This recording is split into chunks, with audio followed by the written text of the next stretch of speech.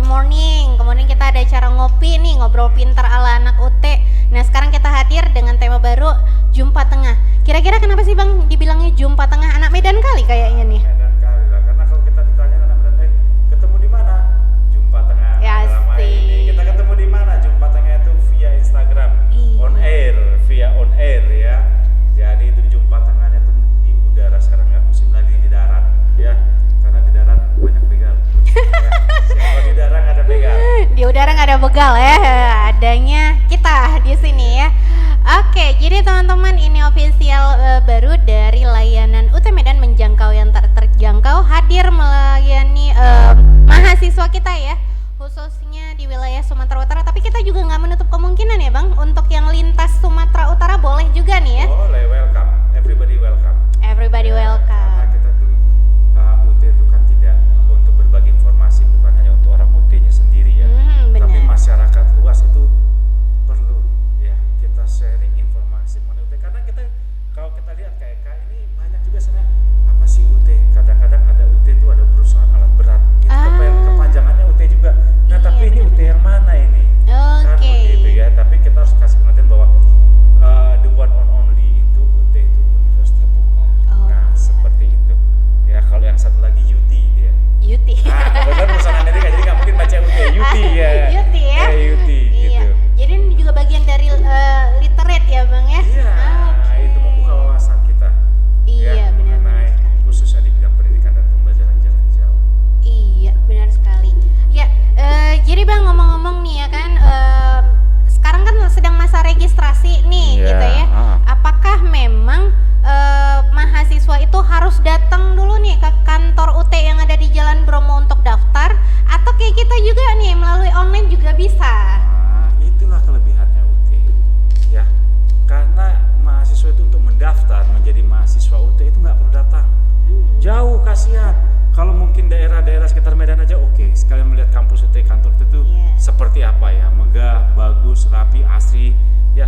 Tapi kan kalau yang mereka yang sibuk, jauh, makan waktu yang lama, makan ongkos juga ya Bang ya? Makan ongkos juga ya kan.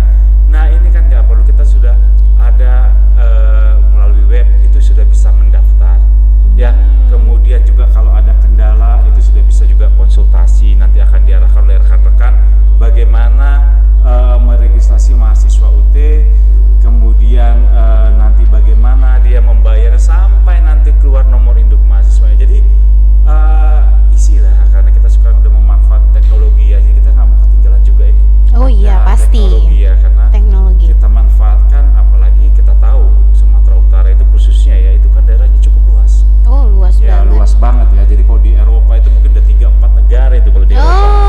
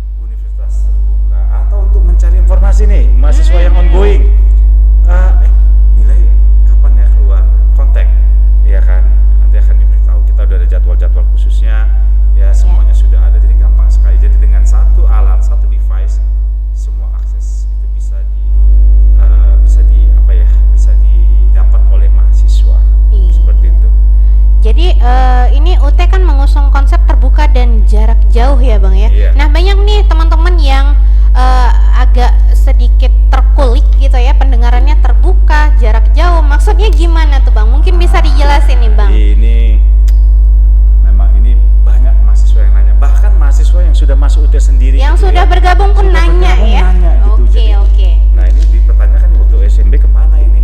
Coba lihat daftar hadirnya dulu, ya kan? Nah terbuka dalam hal ini terbuka untuk masyarakat Indonesia. Jadi terbuka itu kita tidak dibatasi oleh umur. Siapa aja boleh masuk. Mau tamat SMA tahun 90-an, oke. 2000-an, oke. Ya kan, tahun 1800-an, oke, nggak ada masalah. Ya. Nah, dan kemudian jarak jauh di sini itu tadi kita betul mengakses, tidak ada pembelajaran yang dibatasi dalam satu ruangan. Nah, kita menembus batas, kita menembus waktu ya, seperti itu. Jadi orang-orang yang misalnya kita paling jauh di mana nih? Nias, kita anggap Nias Selatan. Nias PSP, Selatan, PSP ya. Bang. Bayangkan kalau misalnya di sana tuh ada keinginan kuliah, dengan mungkin dia itu pikirkan, wah kalau kuliah nanti di Medan, di konvensional itu living costnya, biaya hidupnya ada berapa? Makan, ngekos, ongkos lagi ya kan. Nah, belum lagi biaya kenakalan ya Bang ya? Biaya kenakalan, entertain segala macam. Nah itu. Tapi kalau dia di Nias Selatan, ya kan, ikut UT, dia kan nggak perlu ngekos. Benar. Dia tidak makan di rumahnya, kemudian masih bisa membantu orang tua. Tapi yang penting apa yang dibutuhkan di sini itu adalah motivasi dari diri sendiri. Iya benar. Untuk belajar, kepintaran membagi waktu, itu aja yang dibutuhkan. Kalau untuk biaya lain tuh nggak ada. Jadi kita nggak usah mikir, kita fokus aja untuk belajar, ya. Kemudian fokus aja untuk kuliah. Nah seperti itu. Jadi ini terbuka untuk semuanya, ya, tanpa batas seperti itu, dan jarak jauh tentunya tadi seperti kita katakan tadi, seperti itu. Oke. Jadi memang dia tidak terbatas pada umur, jenis kelamin, domisili tempat dia tinggal, gitu ya Bang ya. Jadi memang universitas terbuka sesuai dengan namanya, terbuka untuk semua kalangan. Syarat utama ya Bang ya? Iya. Punya ijazah SMA, SMK, atau paket C bisa Bang? Paket C boleh, Paket tidak ada C, masalah. Itu kan penyetaran juga ijazah SMA. Iya kan, seperti itu. Jadi tidak ada batas kayak kita tidak ada batas. Ya itu tadi yang dibatasi oleh, yang menjadi pembatasan kita itu ya motivasi dari sendiri. Kalau kita batasi, tidak motivasi, kalau kita tidak bisa bagi waktu, nah itu yang akan menjadi kendala. Ya itu. Kalau yang hal-hal lain tuh, kalau bahasa kerennya tuh no boundaries. Wah, udah masuk nih bahasa gaulnya. Ya jadi nggak ada lagi batas, tidak dibatasi. Belajar seseorang itu jangan pernah dibatasi, karena ilmu pengetahuan itu maha luas. Itu. Oke, Ya, nggak sia-sia kita panggil jauh-jauh nih. Oke, ini pertanyaan paling umum dan paling sering dan sampai saat ini masih dipertanyakan Bang. Universitas terbuka itu negeri apa swasta? Jangan-jangan nanti abal-abal. Wah, ini masih banyak nih pertanyaan yang sering masuk.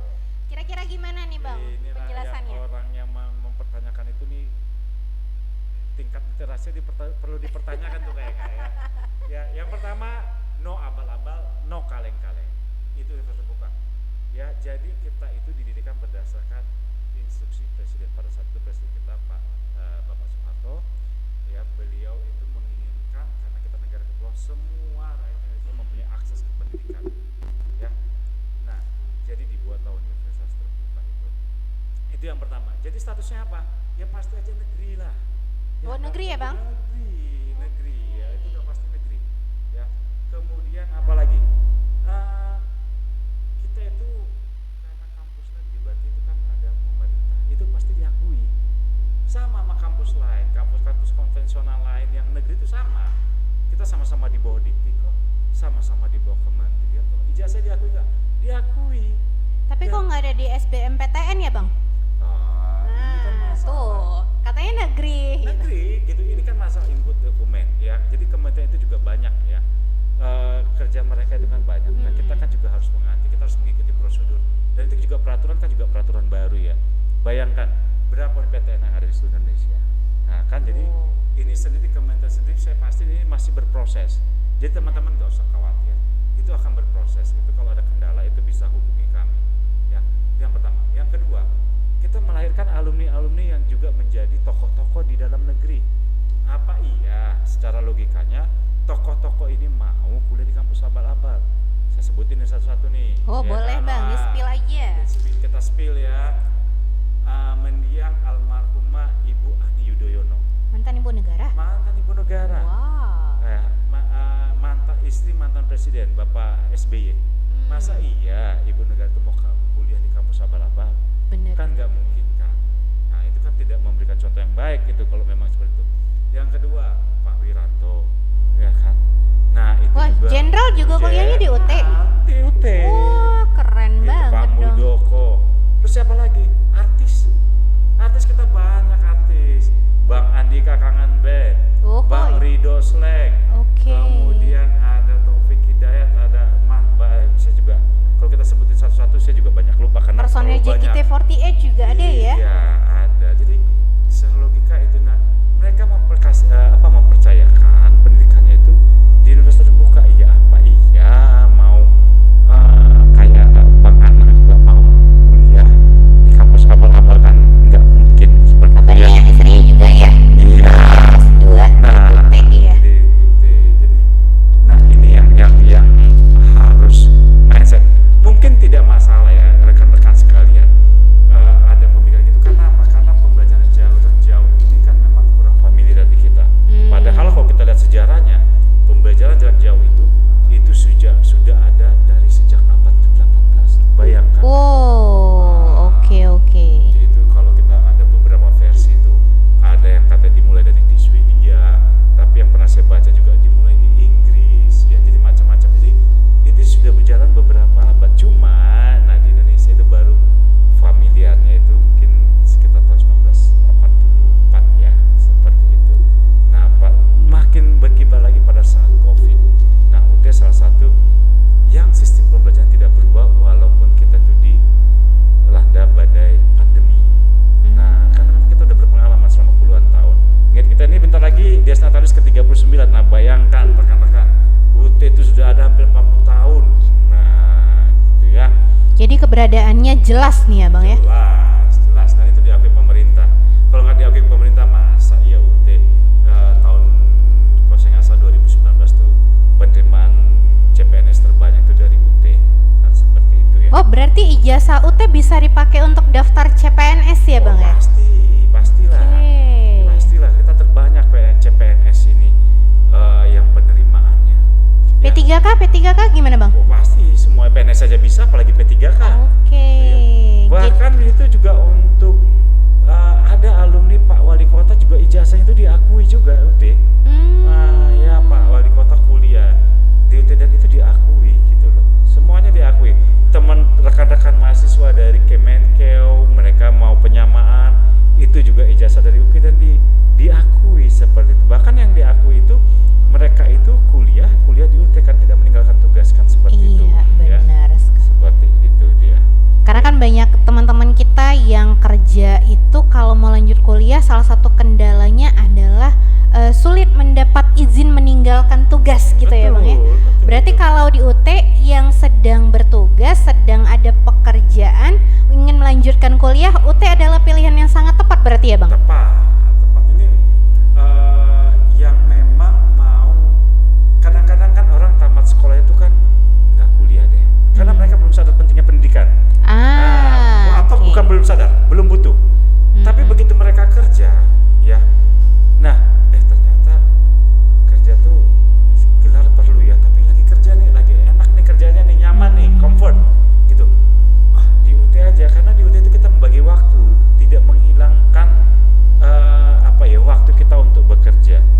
Tapi coba ini Kak Eka, ini tadi ada yang nanya nih, ini ada yang spill dong pendaftarannya, mungkin Kak Eka bisa jelaskan nih bagaimana mendaftarnya di UT nih. Nah ini tadi ada di komen ini. Oke ya, jadi melalui live ini juga langsung mengedukasi sahabat UT yang ada di wilayah manapun ya, tanpa perlu. Kalau ada rekan-rekannya nanya, gimana daftar UT? Nah ini bisa diceritakan. Ya, jadi teman-teman untuk mendaftar di universitas terbuka khususnya di wilayah Sumatera Utara, kita berada di bawah naungan UT Medan.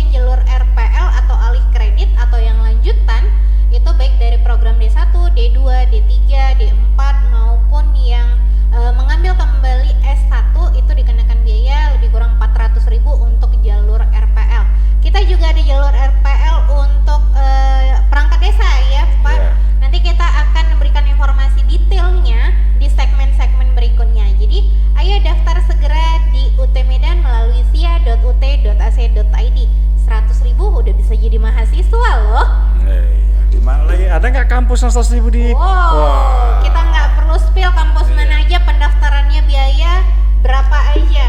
Nah, UT pertanyaan berikutnya, Kak, selain pendaftaran 100.000 ada biaya lain nggak? Uang pembangunan, uang gedung, uang yudisium, jaket alma mater, uang ujian, jaket alma mater, kemudian apa? Wisuda, modul. Itu berapa ya biayanya? Mau kita spill semua nih hari ini, Bang? Nah, kita kasih gambarannya aja. Boleh. Kasih gambarannya bahwa tidak, itu semua sudah masuk uang kuliah tunggal, kecuali nanti mungkin pada saat pada saat ini wisuda ya, tidak lagi masuk ke mana?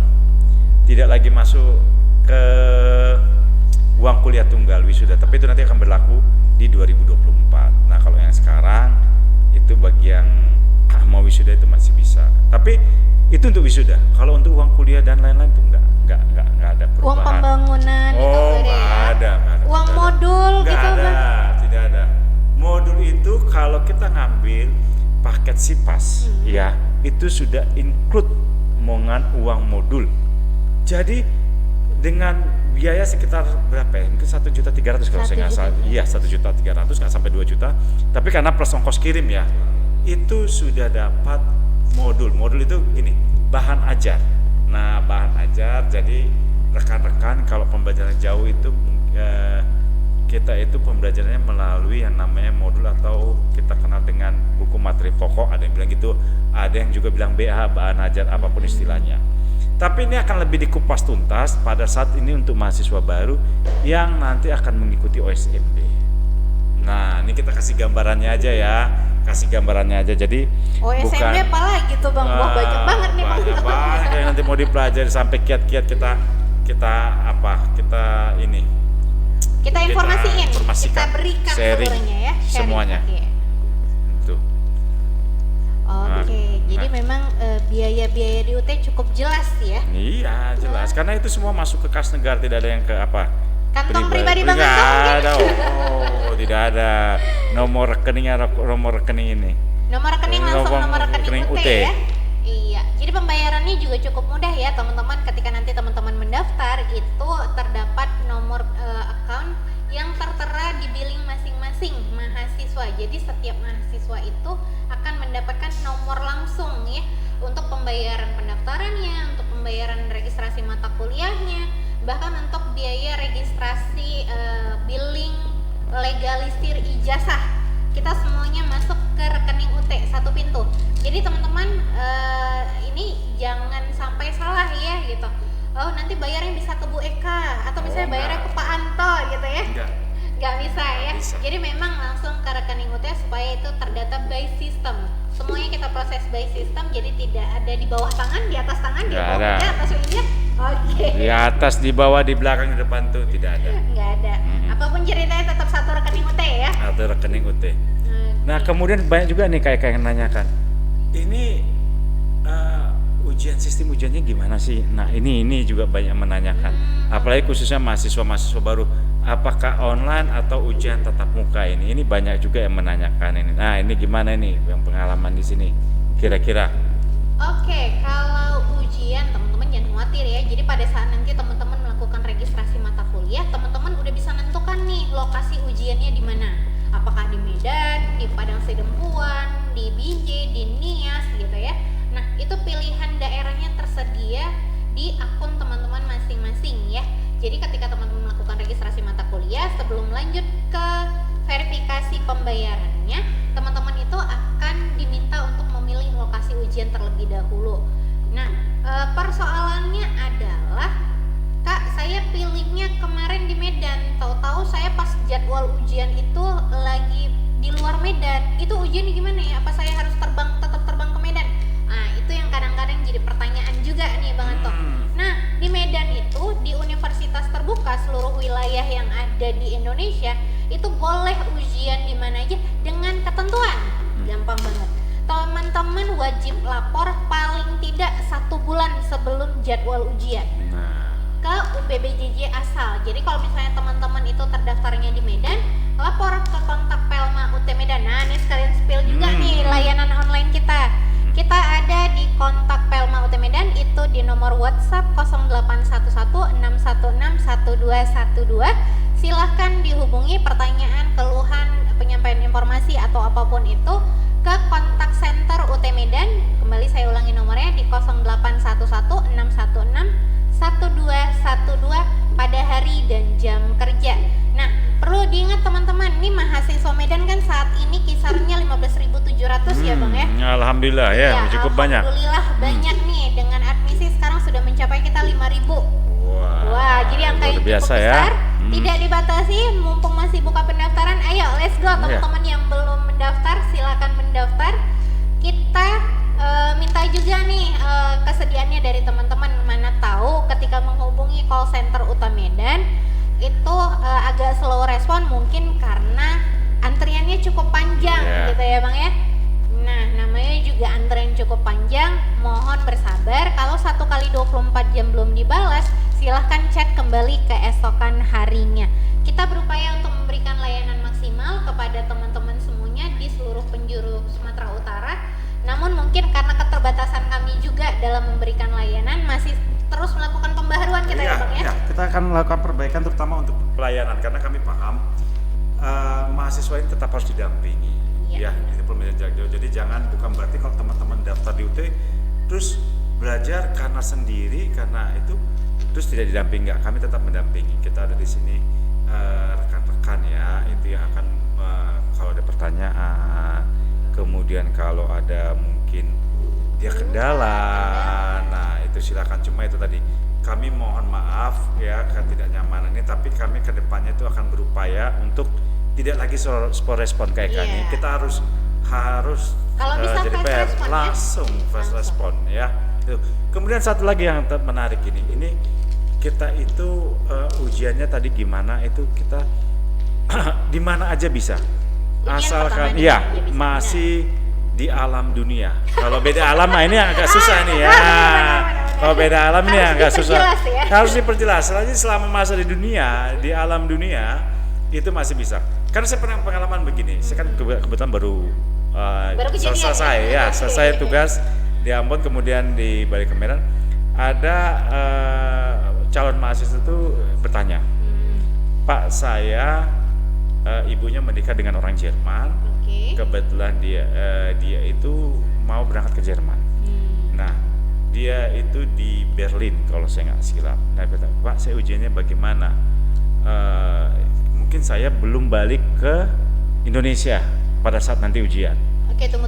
Berarti ini skupnya nggak bahas Indonesia lagi nih ya? Indonesia, kita jangkauan kita sangat luas. Nah, jadi pada saat itu dia berada di Jerman. Saya bilang, coba kakak cari KJRI yang terdekat, ya kan? Jadi pada saat itu mungkin yang terdekat itu antara Berlin dengan yang saya tahu itu di Bonn. Ya, Bonn itu udah pasti ada karena Bonn itu ibu kota negara Jerman kan. Nah, seperti itu. Atau ada juga satu begini, dia itu kebetulan orang Batak yang saya ketemu di Ambon. Nah, ini orang Batak. Jadi memang, nah, dia bertanya bahwa kebetulan dia kapal pesiar, dia lagi bersandar, kemudian dia tanya, Pak, mungkin pada saat nanti ujian saya berada di Spanyol, katanya. Ini, jadi ini perempuan-perempuan tangguh ini, luar biasa.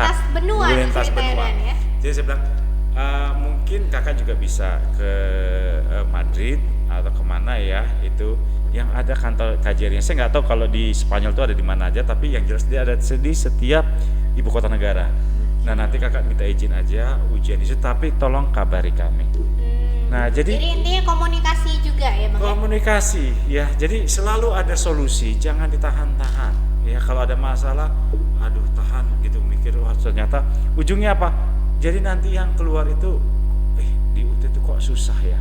Kok ribet ya? Tapi kan ini enggak, sebenarnya enggak. Cuma karena sahabat-sahabat UT, rekan-rekan mahasiswa tidak mau bertanya.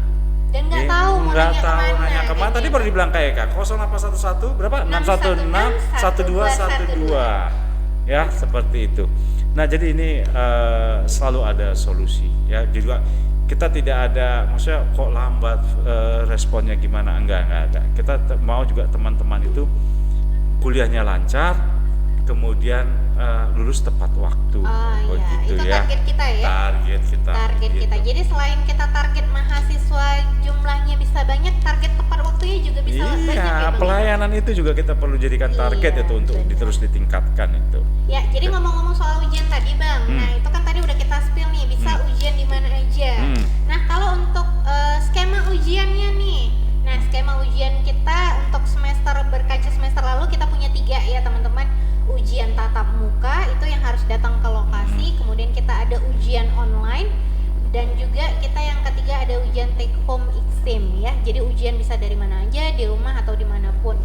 Untuk skema ujian UTM sama UO ini kita jadwalkan berada di lokasi yang terdekat sesuai dengan yang teman-teman registrasikan wilayahnya. Jadi kalau misalnya yang wilayah Binjai, ujiannya di Binjai. Kalau yang ujiannya di tinggalnya di Nias, ujiannya di Nias gitu. Kecuali misal nih khusus untuk apa ya Bang ya, tugas akhir program pada jadwalnya teman-teman nggak bisa ngikuti, dijadwalkan di kantor, maka teman-teman harus datang ke kantor. Nah kalau nggak bisa juga gimana?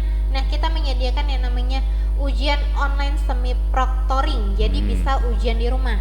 Syaratnya gampang, teman-teman daftar dan melapor ke UT Medan untuk kita fasilitasi, tapi jangan H-1 gitu ya, paling tidak 2 minggu lah paling lama. Karena itu semua butuh proses. Iya, karena itu butuh proses, butuh berita acara, dan kita juga harus melapor ke tim UT Pusat gitu ya teman-teman.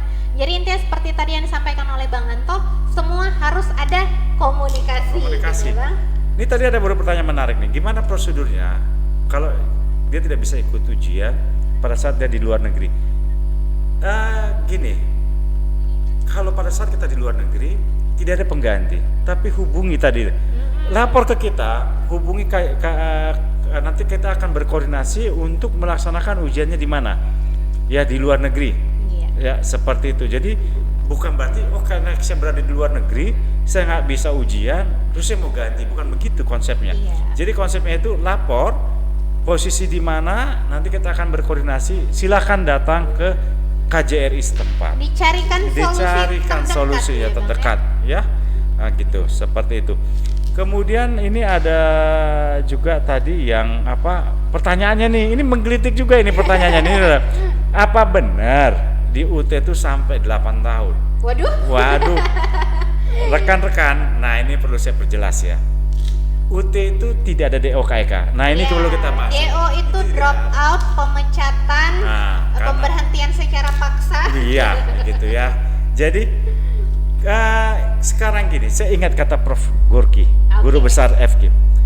Di UT itu luas spektrumnya.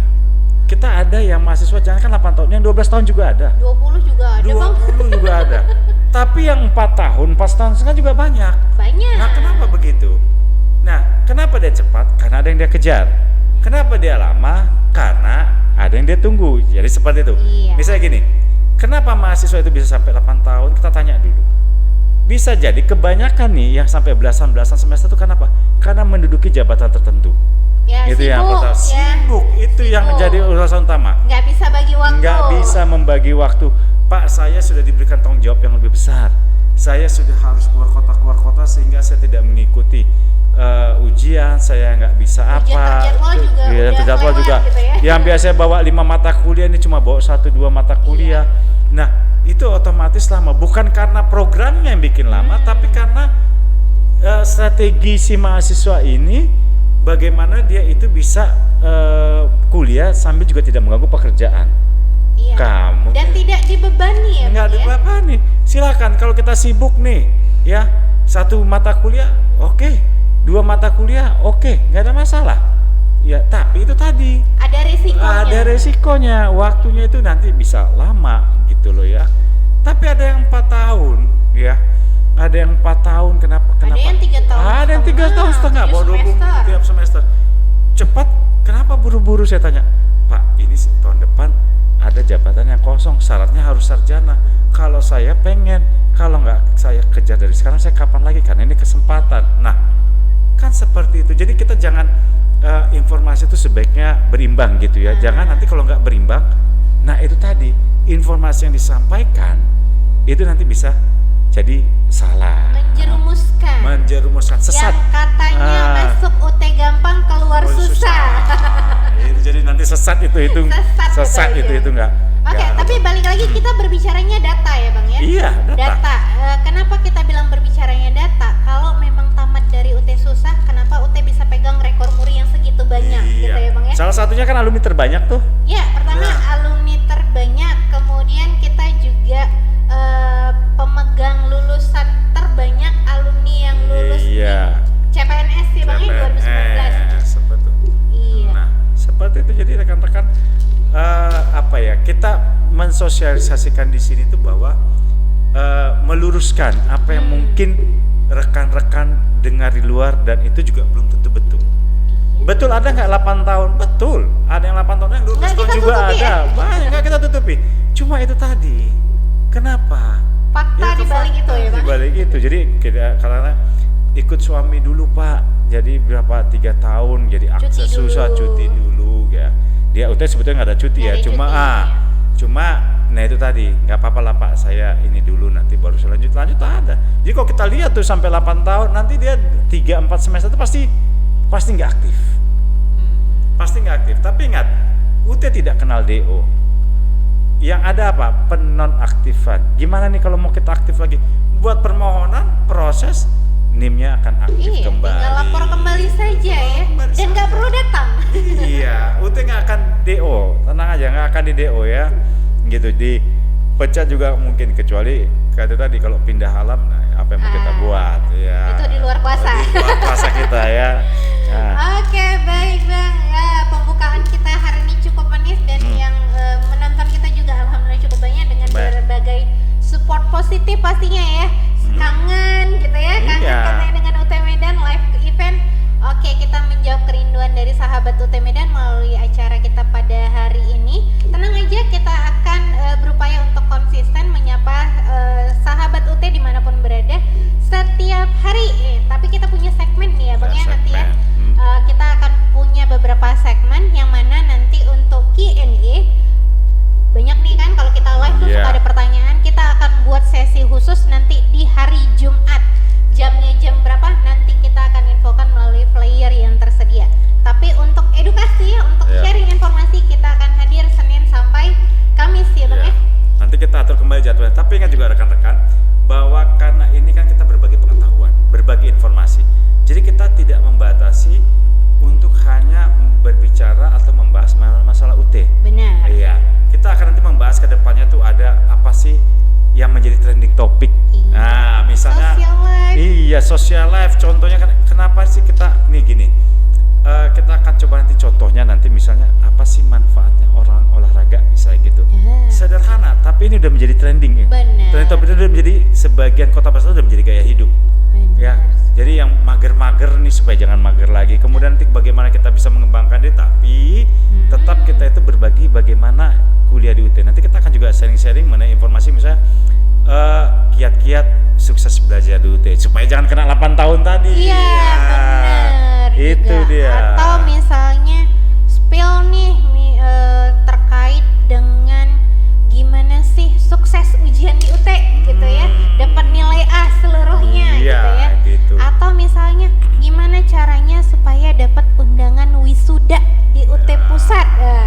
Itu jadi banyak pertanyaan tuh Bang. Wah, itu nanti kita bahas nanti gitu ya. Akan kita bahas dengan di segmen berbeda. Ya, ini perkenalan dulu, kita ngobrol-ngobrol dulu.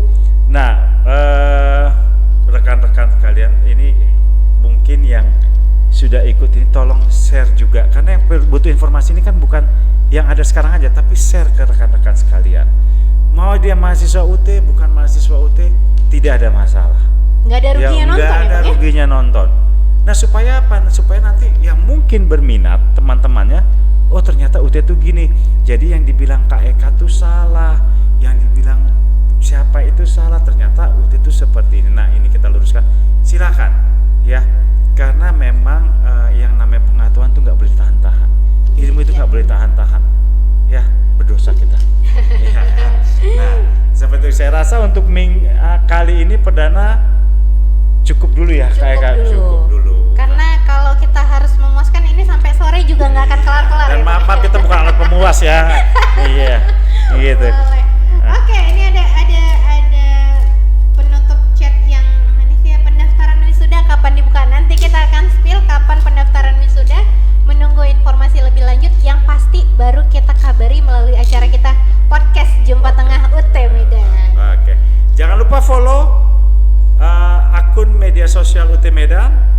IG, Facebook, ya, channel YouTube, kemudian juga WA di 081161161212. Jadi gitu. Bang Anto, makasih banyak nih. Sama-sama. Nanti kita akan sharing-sharing informasi lagi. Saya pengen nih sharing-sharing pengalaman bagaimana UT Medan dengan UT di Indonesia Timur. Iya, kita juga akan berupaya untuk kolaborasi nih dengan UT wilayah lain ya. Sedang dalam tahap nego-nego nih. Iya. Kalau ada mungkin rekan-rekan masukannya kira-kira apa yang akan kita bahas, silahkan aja. Nanti tulis di kolom komentar atau di mana apa yang akan kita bahas. Nah, itu nanti akan kita menjadikan topik mana yang menarik. Asalkan yang bahas itu tidak mengandung sara. Benar. Nah, sara itu di kuliah juga nggak boleh tuh. Suku, agama, ras, dan angka ini IP. Jangan ditanya-tanya, malu. Ya, jadi itu jangan juga. Oke. Memang luar biasa sekali ya rekan saya hari ini. Nggak sia-sia saya gandeng untuk perdana di Jumpa Tengah. Oke, sahabat UT Medan dimanapun Anda berada, terima kasih sudah menyaksikan acara kita ya. Mudah-mudahan apa yang kami sampaikan pada hari ini bermanfaat untuk teman-teman, tentunya mengedukasi dan juga menginspirasi teman-teman yang belum bergabung di Universitas Terbuka untuk segera bergabung karena pendaftaran masih kita buka sampai akhir Juli ya. Untuk yang RPL, untuk yang non RPL jalur umum sampai kalau tidak salah pertengahan Agustus ya. Teman-teman pantengin terus channel UT Medan baik di Instagram, Facebook, channel YouTube UT Medan karena kita akan berbagi terus informasi terupdate dan juga tergaul pastinya emang ya. Pasti. Siap. Terima kasih banyak Bang Anto. Terima kasih Kak Eka, terima kasih sahabat UT Medan, rekan-rekan mahasiswa. Jangan lupa sharing informasi dan follow akun media sosial UT Medan. Terima kasih. Sampai ketemu lagi di Jumpa Tengah sesi berikutnya. Bye-bye.